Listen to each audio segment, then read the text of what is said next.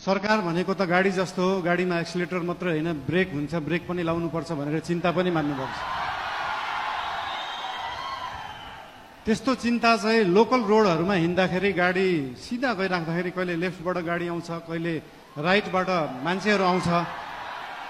तर हाम्रो गाडी लोकल रोडमा हिँडेको गाडी होइन, हाम्रो एक्सप्रेस वेमा हिँडेको गाडी हो। गन्तव्यमा पुगेपछि मात्रै ब्रेक लाग्छ, गन्तव्यमा पुग्नुभन्दा अगाडि ब्रेक लाउन जरुरी हुँदैन।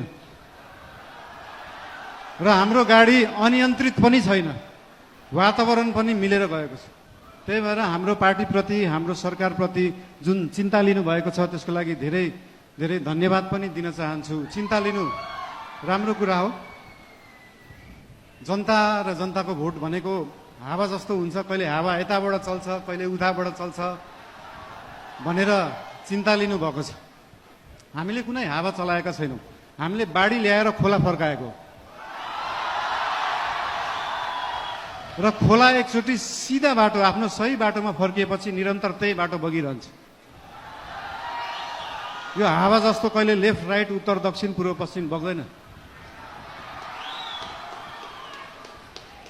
त्यही भएर चिन्ता लिनुहुनेहरूलाई धेरै धेरै धन्यवाद दिन चाहन्छु। यस्तै चिन्ता हामीलाई दिइराख्नु होला, हामीलाई मार्गदर्शन दिइराख्नु होला। मेरो एकजना अनन्य मित्र, उहाँ अहिले हुनुहुन्न, उहाँले सधैँ भन्नुहुन्थ्यो मलाई, मैले म्युजिक गर्दाखेरि बालिन स्पटलाइटमा आउन सहज हुन्छ तर त्यो स्पटलाइटलाई मेन्टेन गर्न गाह्रो हुन्छ सधैँ। त्यस्तै चिन्ता आज यहाँ हाम्रा आदरणीय नेतागणले पनि लिनुभएको छ।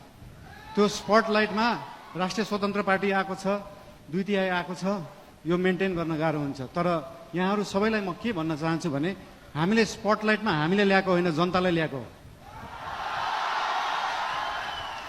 र जनता सधैँ स्पटलाइटमा थियो, स्पटलाइटमा छ, स्पटलाइटमै रहन्छ।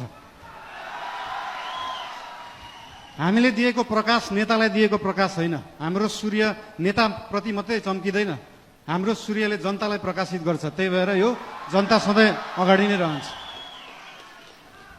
र आज पार्टीप्रति र आज